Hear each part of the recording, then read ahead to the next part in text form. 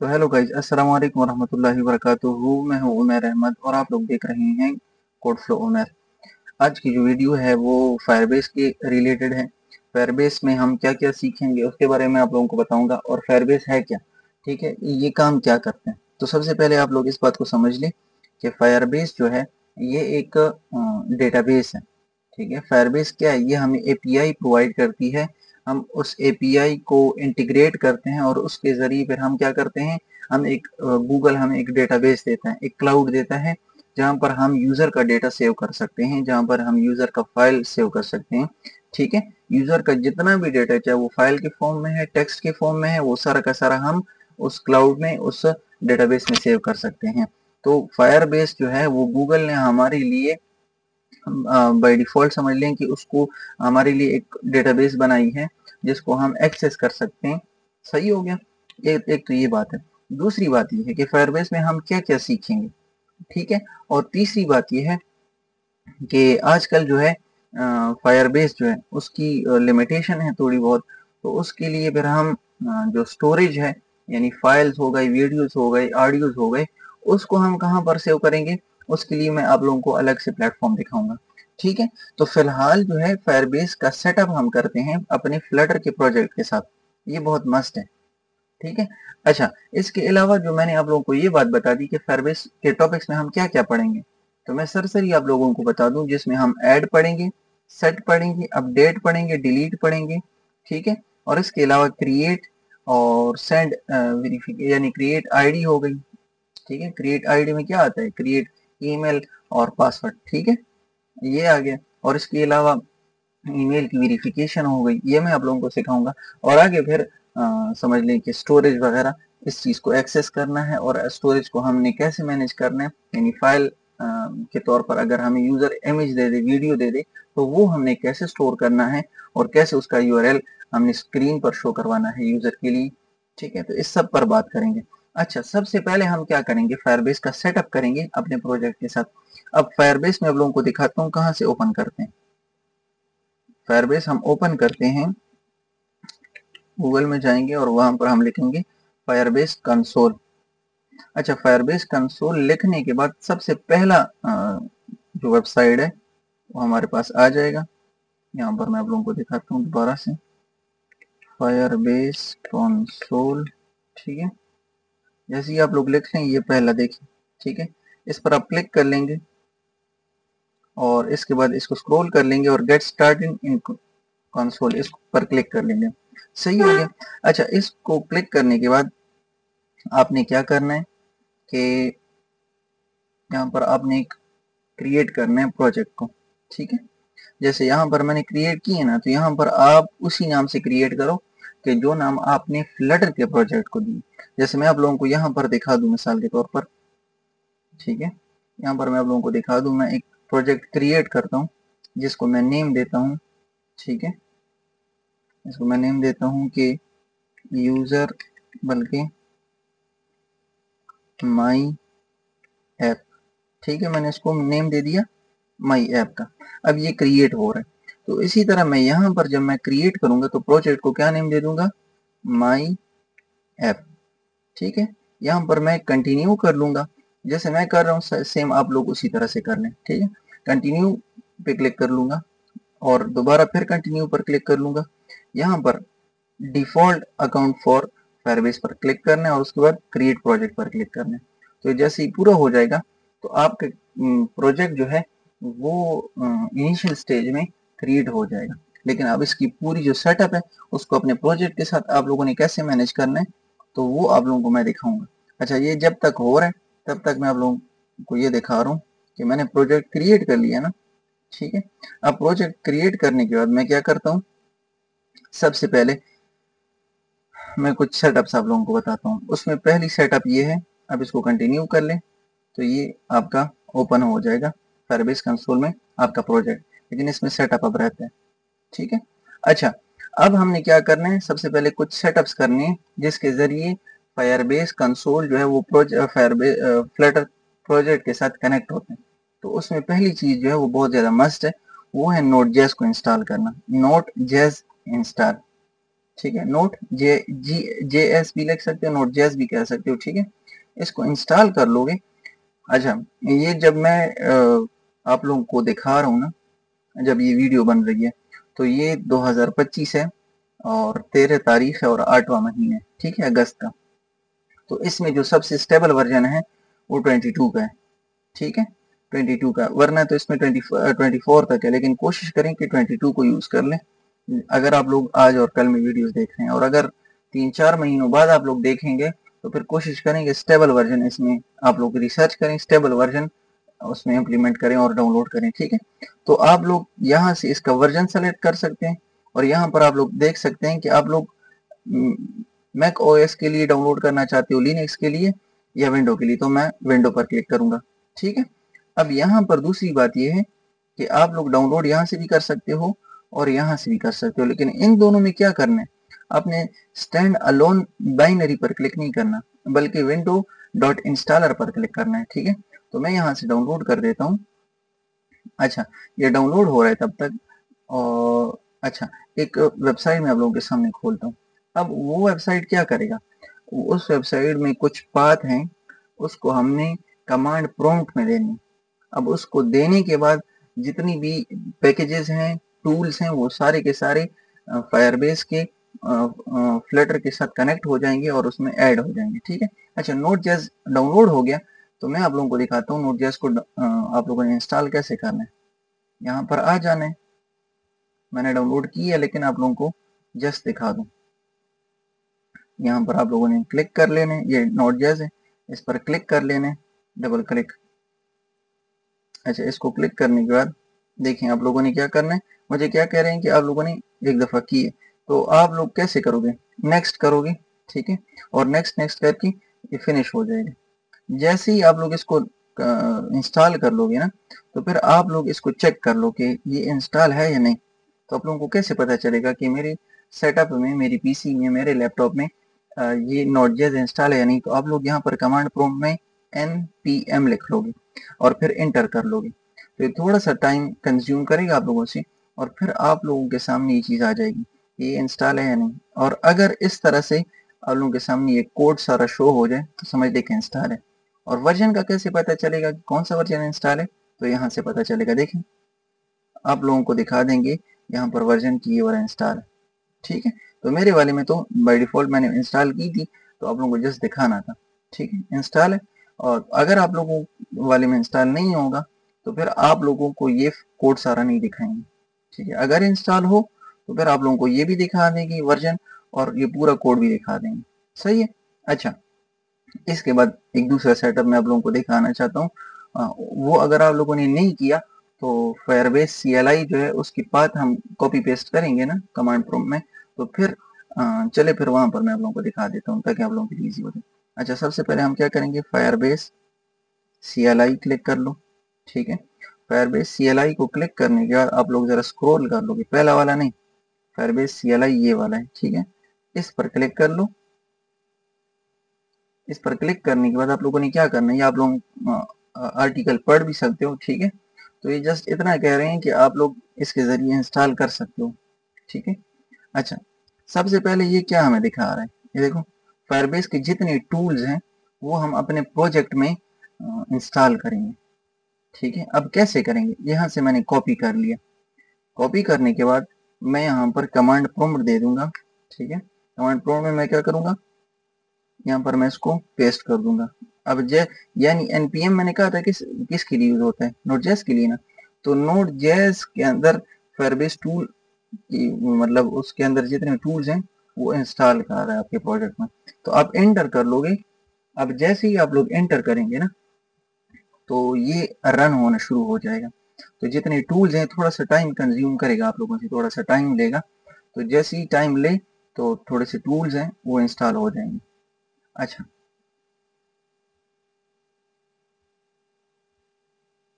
अब ये इंस्टॉल हो रहा है, थोड़ा सा टाइम लेगा ये।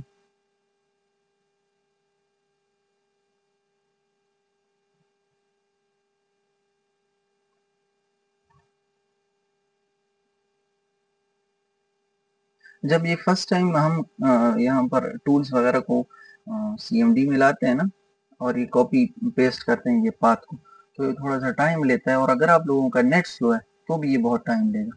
सही है, अगर नेट तेज है तो आप लोगों का ये टाइम कम लेगा। सही है, एक तो आप लोगों ने इस बात का ख्याल रखना है कि नेट को ज़रा फास्ट रखना है इस चीज़ के लिए, नहीं तो फिर आप लोगों का टाइम काफ़ी कंज्यूम होगा। देखें यहाँ पर ये हो रहा है, बस थोड़ा सा टाइम ले रहा है, ज़्यादा नहीं। हम सारा काम जो है वो CMD में करेंगे, कमांड प्रॉम्प्ट में, इसके ज़रिए हम क्रिएट करेंगे सारा कुछ। अच्छा, हमने पहला तो यूज़ कर लिया, ठीक है, पहला पाथ।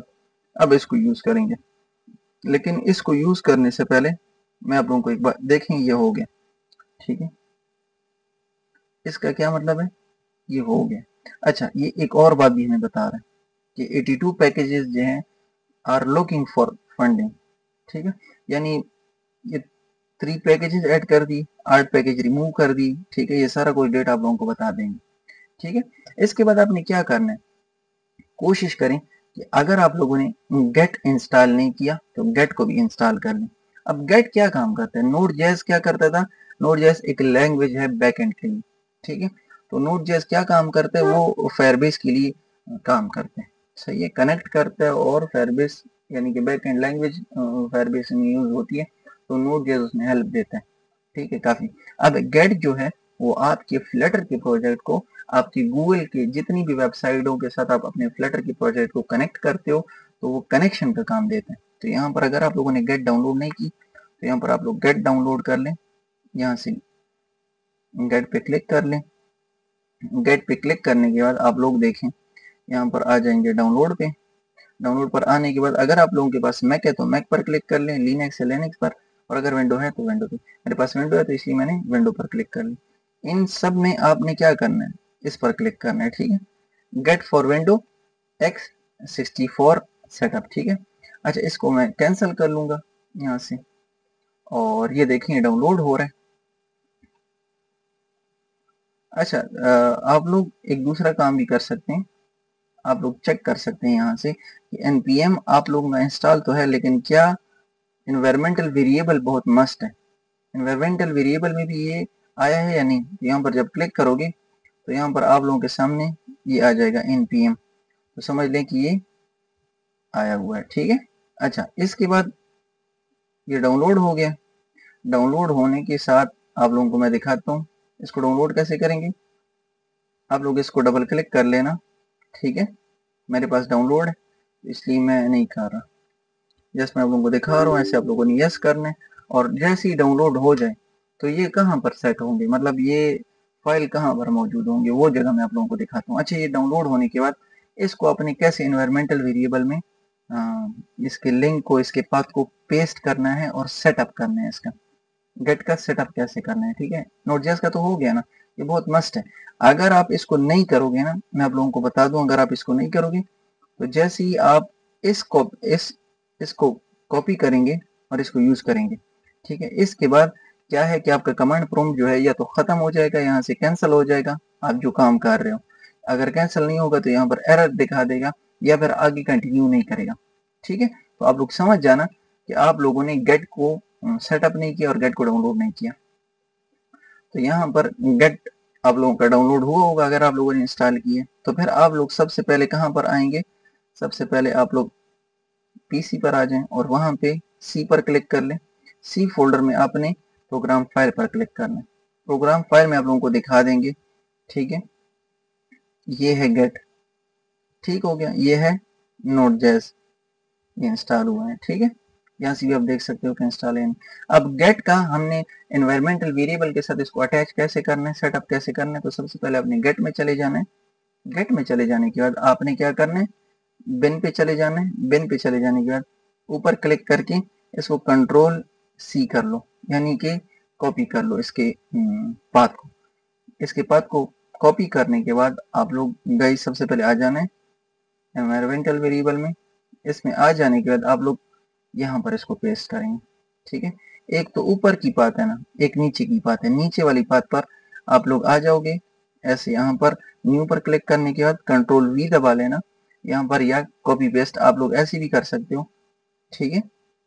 कंट्रोल वी के साथ यहाँ पर पेस्ट कर दोगे तो ये आ जाएगा, सही है। अच्छा, अब मेरे पास तो ऊपर से था लेकिन मैंने जस्ट तरीका समझा दिया। फिर उसके बाद आप लोग क्या करोगे, ओके कर लोगे, फिर ओके कर लोगे और फिर ओके, तो ये आप लोगों का इम्प्लीमेंट हो जाएगा। इसके इम्प्लीमेंटेशन के बाद आप लोगों ने क्या करना है, CLI पर चले जाना है। ऊपर वाले के टूल को तो हमने अटैच कर लिया था, ठीक है, यूज कर लिया था। अब इसके बाद हमने क्या करना है, ये दूसरे पाथ को कॉपी करना है, जो कि है dart pub Google activate Flutter fire CLI, यानी कि फ्लटर फायर CLI जो है उसको एक्टिवेट करेंगे हम ग्लोबली, और उसके अंदर कुछ पैकेजेस हैं पब में, ठीक है, उसको हम यहाँ पर इसके साथ अटैच कर लेंगे और यूज कर लेंगे। तो यहाँ पर कंट्रोल V दबा लो क्योंकि मैंने वहां से कॉपी की है। तो कंट्रोल C के साथ जो है, अगर आप लोगों ने किसी टेक्स्ट को कॉपी करना है तो कंट्रोल C दबाओ तो वो कॉपी हो जाएगा, और अगर आप लोगों ने उसी कॉपी हुए टेक्स्ट को पेस्ट करना है तो कंट्रोल V दबाएं। तो मैंने दबाकर एंटर दबा दिया, तो ये थोड़ा सा टाइम ये भी लेगा, सही है। ऐसे डिपेंडेंसीज आ जाएंगे इसमें। देखिए ये हो रहा है, मैंने किया था लेकिन आप लोगों को दिखाने के लिए मैंने दोबारा से कर दी, ये कोई इशू नहीं करता।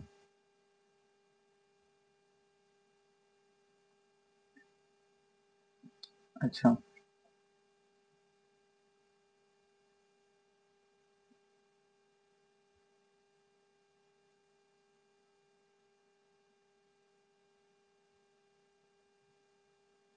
ये जब तक हो रहा है तब तक, अच्छा ये हो गया, ठीक है, ये देखें ये हो गए, ये सारे पैकेजेस जितने भी हैं ये आपको पैकेजेस बता देंगे कि इतने पैकेजेस हमने यहाँ पर ग्लोबली यूज कर लिए, ठीक है। अब यहाँ तक हो गया, क्या क्या हुआ है, एक ये पाथ, एक ये पाथ, ठीक है। गेट और नोड जेएस को भी हमने इंस्टॉल किया। गेट का पाथ जो था बिन वाला, वो हमने एनवायरमेंटल वेरिएबल में सेट कर लिया, और npm जो था नोड जेएस उसको इंस्टॉल करके वो खुद ब खुद यानी कि समझ लीजिए सेटअप हो गया था, ठीक है। तो ये चार काम हमने कर ली। अब एक यहाँ पर इसको स्क्रॉल करके यहाँ पर एक और पाथ है, इसको कहाँ पर यूज करेंगे, ये बहुत मेन चीज है। तो इसके लिए आपने जो पुराना CMD था उसको क्रॉस कर लोगे, और फिर आप लोग क्या करोगे, यहाँ पर आ जाओगे अपने माई पीसी में। अच्छा, माई पीसी यानी दिस पीसी या माई पीसी में आ जाने के बाद आप लोगों ने अपने प्रोजेक्ट पर चले जाना है। अपने प्रोजेक्ट डी में डाला है, सी में यूज किए, जहां पर भी। तो मैंने जो प्रोजेक्ट है फ्लटर का वो कहाँ पर यूज किए, यूजर में, और यूजर में मैंने अपनी फाइल के नेम में, ठीक है। और यहाँ पर मैं स्क्रॉल करूंगा तो स्टूडियो प्रोजेक्ट, यहाँ पर मैंने अपने प्रोजेक्ट को सेव किया हुआ है। जितनी भी मेरी फ्लटर की प्रोजेक्ट्स हैं, ये प्रोजेक्ट्स हैं, ठीक है। ये देखें, ये सारे प्रोजेक्ट्स मैंने कहाँ पर सेव किए हैं, इसकी लोकेशन क्या है, वो मेरी स्टूडियो प्रोजेक्ट है। आप लोगों की जो भी हो वहां पर चले जाना है, और वहां पर चले जाने के बाद जब आप लोग प्रोजेक्ट्स देखो, तो जिस प्रोजेक्ट को आपने अटैच करना है फायरबेस के साथ, आपने क्या करना है, उसी प्रोजेक्ट पर क्लिक करना है, ठीक है। अब मैं किसके साथ अटैच कर रहा हूँ, माई ऐप के साथ, तो मैं इस पर डबल क्लिक कर लूंगा, बस इतना। यहाँ पर आ जाने के बाद आप लोगों ने नेक्स्ट स्टेप क्या करना है, वो बहुत जरूरी है। नेक्स्ट स्टेप आपने ये करना है कि ऊपर जो पाथ है इसका, उसको यहाँ से हटा देना है, ठीक है। हटा देने के बाद यानी यहाँ पर देखें, आप लोग ऊपर क्लिक कर लोगे, ऊपर क्लिक करने के बाद इसको ब्लैक यानी कि बैक स्पेस बटन है उस पर क्लिक कर लो, या उसको खत्म कर लो, जैसे भी आप लोग अपने तरीके से करना चाहते हो। यहाँ से खत्म करने के बाद यहाँ पर लिख लो CMD। अब यहाँ पर CMD लिखने का फायदा क्या है, यानी कि आपका जो CMD है ये आपके इस प्रोजेक्ट को अब कंट्रोल कर रहा है।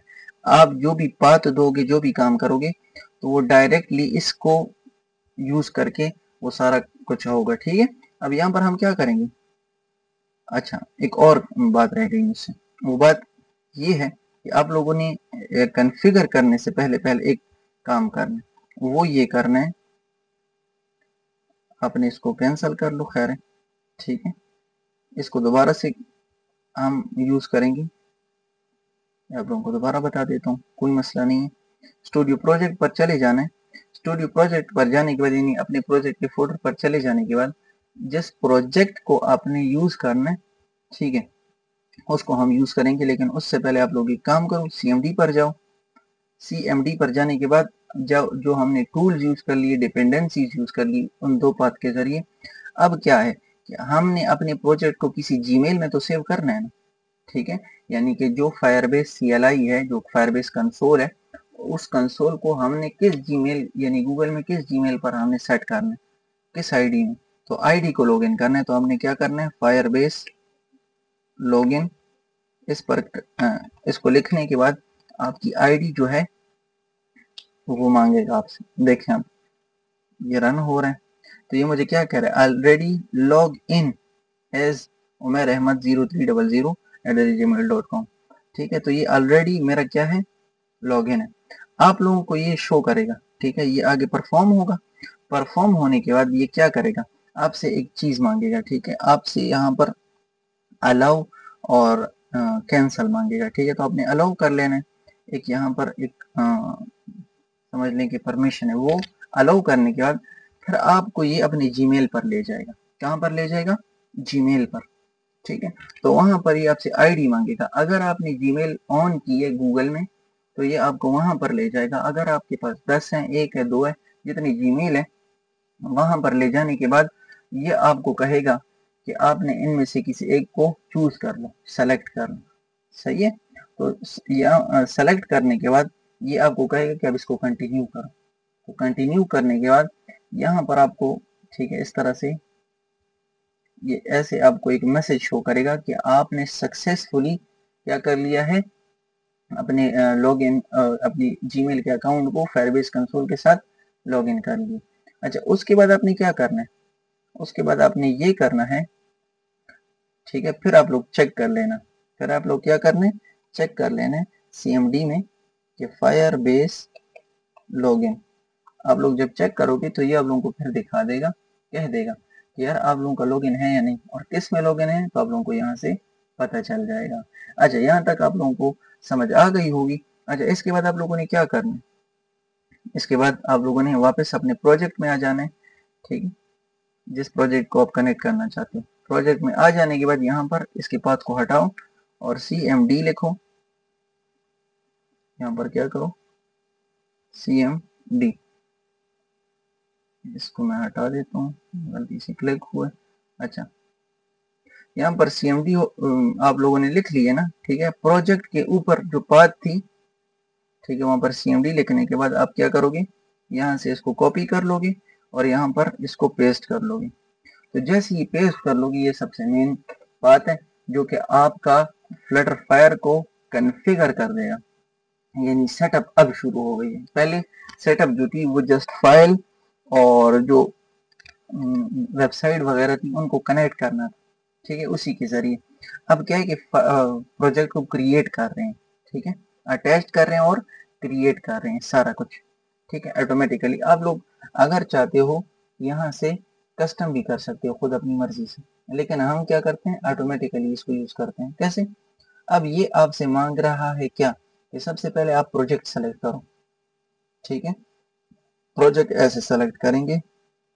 ठीक है, अगर आप लोग अपने कीबोर्ड को देखोगे तो इसमें बटन होंगे ऊपर नीचे लेफ्ट और राइट। ठीक है, अगर गेम वगैरह खेली हो ना तो 3-4 बटन होते हैं, ऊपर नीचे और लेफ्ट और राइट। सही है, ऐसे। तो उन बटन में आपने क्या करना है, ऊपर और नीचे वाले को यूज करना है।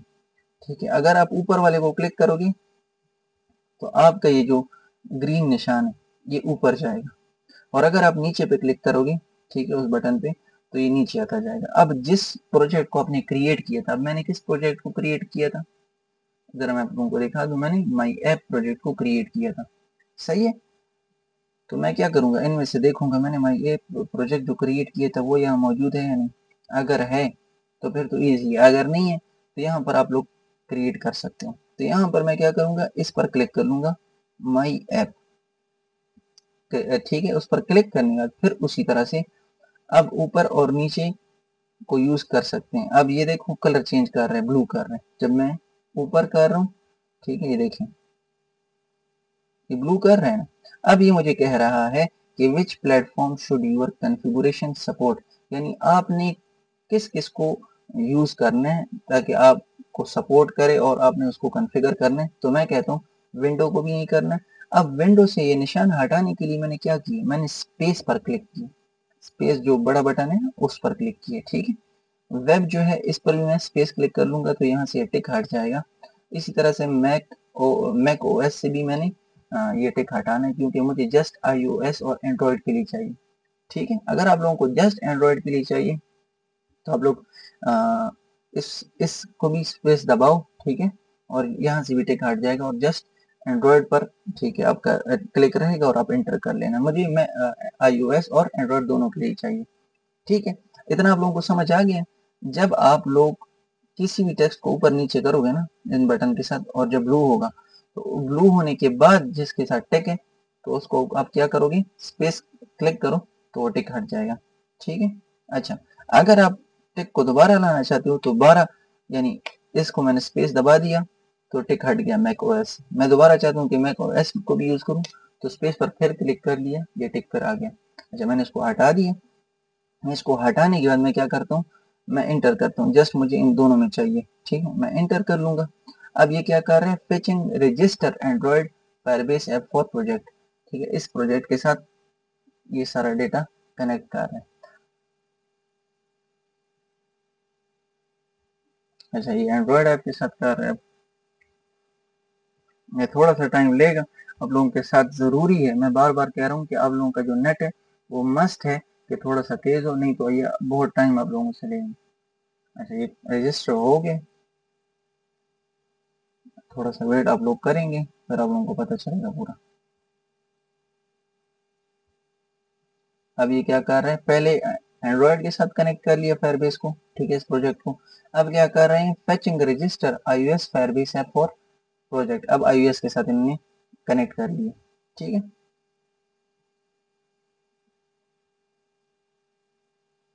अच्छा, ये भी होने वाला है। गाइज, आप लोगों को अगर मेरी वीडियो अच्छी लगी है तो मेरी वीडियो को लाइक करें और मेरे चैनल को लाजमी सब्सक्राइब करें। और अगर आप लोगों को इस तरह से वीडियोस चाहिए तो आप लोग कमेंट कर सकते हो। ठीक है, मैं आप लोगों के लिए ये सारी वीडियोस बनाता रहूँगा इंशाल्लाह ताला। ठीक है, अच्छा, ये देखें, ये मुझे अब क्या कह रहा है कि फायरबेस कॉन्फ़िगरेशन फाइल यानी जनरेट हो गई है। ठीक है, और दूसरा क्या है, जनरेट कहाँ पर हो गई है, ये फाइल कहाँ पर आ गई है, फायरबेस की जो फाइल है ये जनरेट कहाँ पर हो गई है, लिब में। ये लिब कहाँ पर मौजूद है, अगर आप प्रोग्रामर हो तो आप लोगों को पता होगा लिब कहाँ पर होता है, एंड्रॉइड स्टूडियो में प्रोजेक्ट के अंदर या वीएस कोड में प्रोजेक्ट के अंदर। ठीक है, तो लिब के अंदर फायरबेस मौजूद है। चलिए आप लोग को मैं दिखा देता हूँ, देखें यहाँ पर मौजूद है ना। ठीक है, आगे तो समझ लें कि आपका प्रोजेक्ट कनेक्ट हो गया है फायरबेस के साथ। अच्छा, इसका काम खत्म हो गया, इतना ये कनेक्ट हो गया। अब हम क्या करेंगे, अपने प्रोजेक्ट की तरफ आएंगे, एरर्स देखेंगे, ये एरर्स हमसे क्यों, ये एरर क्यों आ रहा है। ये एरर दरअसल इसी वजह से आ रहा है ना कि ये कुछ पैकेजेस लेता है। ठीक है, फ्लटर को फायरबेस के साथ कनेक्ट करने के लिए कुछ पैकेजेस यूज करना मस्ट है। तो वो सारे पैकेजेस मैं आप लोगों को एडवांस में बता देता हूँ ताकि बाद में आप लोगों को कोई मसला ना आए। सबसे पहले आपने फायरबेस कोर इसको अप्लाई करना है, यहाँ से ले लो।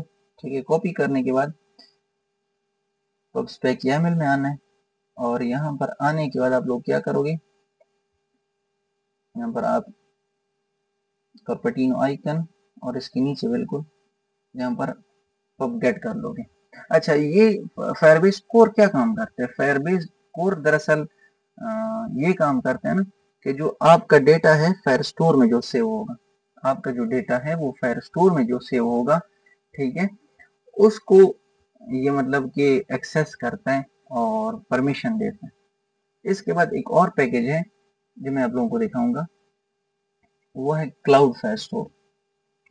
क्लाउड फायर स्टोर, अच्छा, क्लाउड फायर स्टोर जो है ये क्या काम करते हैं, ये आपके जब आप फायर स्टोर से, ठीक है, कोई डेटा फेच करते हो, कोई डेटा लेते हो अपने प्रोजेक्ट में, ठीक है, अपने प्रोजेक्ट में लाते हो फायरबेस से कोई डेटा, तो ये उसके लिए यूज होता है। यानी फायर स्टोर के साथ जितना भी काम है, फायर स्टोर के साथ जितना भी काम है, मैं आप लोगों को आपको दिखाऊंगा फायर स्टोर किससे कहते हैं फायरबेस के अंदर, तो उसका जितना भी काम है वो सारा ये हैंडल करते हैं। और कोर ये परमिशन देता है, ठीक है, जब आपका डेटा आप ले जाते हो फायरबेस में, ठीक है। तो आप इसको भी यूज कर लोगे पबस्पेक YAML में। और जब यहाँ पर जीरो आ जाएगा, जीरो आ जाए तो समझ लें कि पैकेज सक्सेसफुली सही हो गया। अच्छा, एक और पैकेज है, उसको हम कहते हैं fire base auth. Firebase auth क्या काम करते हैं? अच्छा, अब फायरबेस ऑथ ये काम करता है कि आप फायरबेस में जब अपनी आईडी लॉग इन करते हैं, ठीक है, यूजर जब अपनी आईडी लॉग इन करते हैं और वहां से हम वेरीफाई करवाते हैं उसकी आईडी को, ठीक है, तो लॉग इन की जो जगह है जहां पर ऑथेंटिकेशन होती है, फायरबेस में जहां पर ऑथेंटिकेशन होती है, यूजर ने जो आईडी हमें दी होती है, ईमेल और पासवर्ड, उसको सेव करने के लिए जो जगह होती है, ठीक है, वो ऑथेंटिकेशन की जगह होती है। उसको हम कहते हैं कि यार यहाँ पर ऑथेंटिकेशन हो रही है, तो उसके लिए कौन सा पैकेज यूज होता है? Firebase auth. इसको भी पबस्पेक YAML पे क्लिक कर लेंगे और इस पर क्लिक करने के बाद ये अप्लाई हो जाए, ठीक है, ये सक्सेसफुल हो गए हैं। सक्सेसफुल होने के बाद देखें ये एरर भी हट गए हैं, ठीक है। एरर हट जाने के बाद अब एक काम आता है, एक छोटा सा काम आपने करना है कि अपने फायरबेस को इनिशियलाइज करना है, फायरबेस के विजिट्स को इनिशियलाइज करना है। वो कैसे करना है? यहाँ पर आप लोग क्लिक करोगे, आप लोग यहाँ पर क्लिक करोगे visit, visit Flutter binding, visits Flutter binding, ठीक है, बाइंडिंग, ठीक है, और फिर इंश्योर इनिशियलाइज्ड, इसको यूज कर लोगे। ये क्या काम करता है कि आपके फ्लड के जितनी विजिट्स हैं उसको ये क्या करते हैं? इनिशियलाइज कर देते हैं, और इंश्योर यानी ये श्योर कर लेते हैं कि ये इनिशियलाइज हो गए हैं, ठीक है। अब क्या काम हुआ कि आपके जितने विजिट्स थे वो इनिशियलाइज हो गए हैं। इनिशियलाइज करने के बाद उन सारी विजिट्स और ये सारे फ्लटर का प्रोजेक्ट जो है, अब क्या करेंगे? इनिशियलाइज करने के बाद अब फायरबेस के साथ यहाँ पर कोड के जरिए, लॉजिक के जरिए, कोड के जरिए हम कनेक्ट करेंगे। कैसे? यहाँ पर हम यूज करेंगे सबसे पहले फायरबेस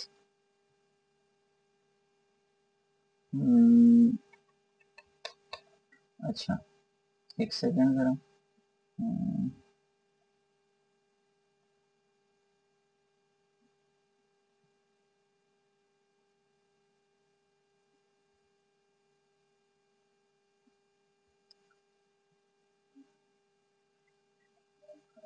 अच्छा, तो आपने क्या करना है? एक तो इसको यूज कर लेना है, ठीक है। ये क्या काम करते हैं? इनिशियलाइज कर देते हैं आपके फ्लटर के विजेट्स को। उसके बाद दूसरा काम क्या करना है? दूसरा काम करने से पहले आप लोग यहाँ पर एसिंक यूज कर लो, ठीक है। अब एसिंक क्या काम करते हैं? एसिंक ये काम करता है कि आपका जो ये प्रोजेक्ट है और फायरबेस जो है, ये दोनों एक ही टाइम पर डेटा पास करेंगे, ठीक है, और इसका और उसका डेटा में कोई मसला नहीं आएगा एसिंक की वजह से। अब जिस भी लाइन को हम रोकना चाहते हो तो वहां पर हम एवेट लगा देंगे, तो क्या करेगा कि वो मतलब वेट करेगा जब तक पूरा ना हो जाए वो लॉजिक जो है, वो लाइन जो है, ठीक है। ये मैं क्लियर आप लोगों को एवेट और एसिंक तफसील से समझाऊंगा। तो यहाँ पर एवेट लगा लो, फायरबेस, फायर स्टोर, ठीक है, फायर, यहाँ पर आप लोगों ने कैपिटल में लिखना है fire store dot instance dot, ठीक है, इंस्टेंस डॉट, फिर आप लोगों ने क्या करना है?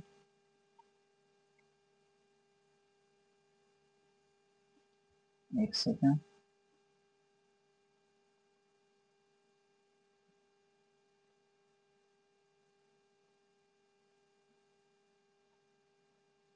अच्छा, तो आप लोगों ने क्या करना है? सबसे पहले आप लोगों ने ये काम करना है कि फायरबेस को हमने जस्ट इनिशियलाइज करना है, ठीक है। तो फायरबेस डॉट,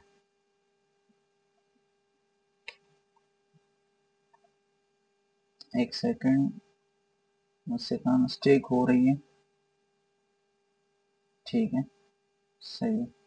अच्छा, मुझसे मिस्टेक यहाँ पर हो रही है कि मैं यहाँ पर वो नहीं दिए पैकेज दिए, यानी कि उसका मैंने पैकेज को इंपोर्ट नहीं किया। तो यहाँ पर हम क्या करेंगे? फायरबेस कोर, इसको इंपोर्ट कर लेंगे। अब ये काम करेगा, ठीक है। फायरबेस डॉट इनिशियलाइज ऐप, अब ये काम क्या करता है कि फायरबेस डॉट इनिशियलाइज ऐप, यानी यहाँ पर हम क्या करते हैं, फायरबेस को इनिशियलाइज कर देते हैं, ठीक है। इस ऐप के साथ, इस प्रोजेक्ट के साथ हम इनिशियलाइज कर देते हैं, यानी कनेक्ट कर देते हैं, आसान अल्फाज में ये है, ठीक है। फिर क्या लिखोगे, ऑप्शन, ठीक है। इसमें एक प्रॉपर्टी है ऑप्शन, इस पे क्लिक करने के बाद आप लोग डिफॉल्ट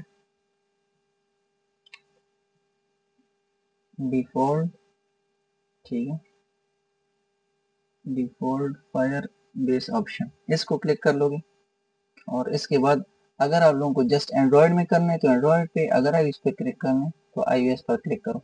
और अगर करंट प्लेटफॉर्म, यानी आप जिस प्लेटफॉर्म में यूज कर रहे हो, iOS के लिए कर रहे हो, एंड्रॉयड के लिए कर रहे हो, ये खुद ब खुद डिटेक्ट कर देगा। तो आप लोग करंट प्लेटफॉर्म यूज कर लो, ये खुद ब खुद डिटेक्ट कर देगा, ठीक है। तो यहाँ तक आप लोगों का क्या काम हुआ, इस लाइन के साथ आपके फ्लटर विजेट्स इनिशियलाइज हो गए हैं, ठीक है। ये बहुत मस्ट है फायरबेस के लिए।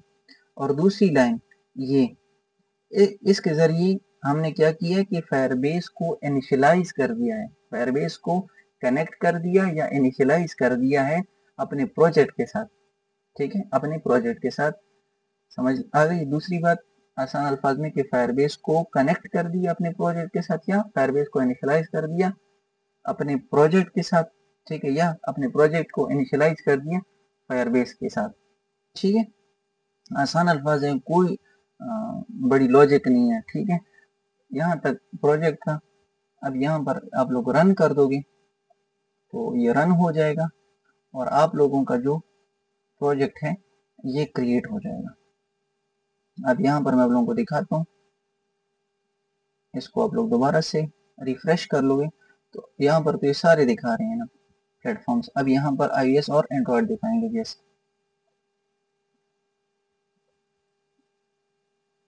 ठीक है, नजर आ गया, दो प्लेटफॉर्म्स दिखा रहे हैं, iOS और माई ऐप। अब यहाँ पर हमने दो सेटअप करने हैं, वो दो सेटअप हमने पहले कौन से करने हैं, यहाँ पर बिल्ड पर आ जाना है। आप लोग बिल्ड पर आ जाने का फायर स्टोर डेटाबेस, इस पर क्लिक करना है। मैंने कहा था ना जितना भी डेटा आएगा वो फायर स्टोर में आएगा। और फायर स्टोर के लिए कौन सा पैकेज हमने यूज किया था, क्लाउड फायर स्टोर, ठीक है।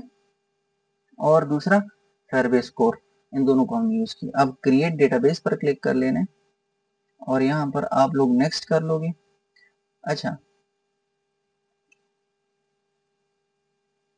नेक्स्ट करने के बाद ये थोड़ा सा टाइम ले रहा है सेटिंग अप सिक्योरिटी रूल्स। अच्छा, ये क्रिएट हो गया, मेरा डेटाबेस क्रिएट हो गया ना, नजर आ रहा है आप लोगों को।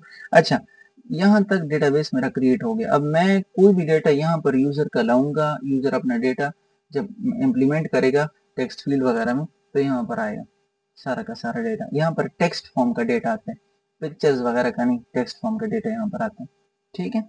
अच्छा, ऑथेंटिकेशन कहाँ पर होती है, यूजर की जो आईडी है वो कंफर्म करो, वेरीफाई करो ईमेल, और कहाँ से करना है, ईमेल से, फेसबुक से, कहाँ से, तो उसके लिए ऑथेंटिकेशन पर क्लिक करना है, ठीक है। ऑथेंटिकेशन के लिए कौन सा पैकेज यूज किया था, फायरबेस ऑथ यूज किया था। तो यहाँ पर गेट स्टार्ट कर लोगे और गेट स्टार्ट करने के बाद ये देखें जिस चीज के साथ आपने कनेक्ट करना है, तो मैं कहता हूँ कि सबसे पहले आप लोग इसी को यूज कर लो, ठीक है। स्टार्ट में अगर आप लोग बिगिनर हो, ईमेल और पासवर्ड, ठीक है, इसी के जरिए हमें ईमेल और पासवर्ड जस्ट चाहिए, तो इसमें ईमेल और जस्ट पासवर्ड आएंगे और इसी में क्या होगा, यूजर का डेटा यहाँ पर आएगा, ईमेल, और यहाँ पर ईमेल उसकी आएगी और हम उसको आगे वेरीफाई करेंगे इस पर। आगे आप लोगों के लिए मैं वीडियो बनाऊंगा। अच्छा, तो उम्मीद करता हूँ मेरी वीडियो आप लोगों को पसंद आई होगी। और अगर आप लोगों को ये मुश्किल लगी है, अगर आप लोगों को ये सेटअप मुश्किल लगा तो मैं मुझे बता दें, मैं फिर आप लोगों के लिए इससे और भी आसान करके सेटअप करवा सकता हूँ। और इंशाल्लाह ताला ये वीडियो बहुत मैंने इजी बनाई है और एक एक चीज़ मैंने आप लोगों को डिटेल से समझाया है, ठीक है। और आप में से जो जो फायरबेस के साथ अपने प्रोजेक्ट को कनेक्ट कर ले मेरी वीडियो के बाद, तो लाजमी कमेंट करना, अपना ऑनेस्ट रिव्यू लाजमी देना। और जिसने मेरे चैनल को सब्सक्राइब नहीं किया लाजमी सब्सक्राइब करें, मेरे वीडियो को लाइक करें और अपनी ऑनेस्ट रिव्यू से लाजमी मुझे आगाह करें। आप लोग अपने प्रोजेक्ट को रन करें और रन करने के बाद आप लोग देखें तो आप लोगों का प्रोजेक्ट रन हुआ होगा। ठीक है, जज़ाकल्लाहु खैर। अस्सलामु अलैकुम वरहमतुल्लाहि वबरकातुहू।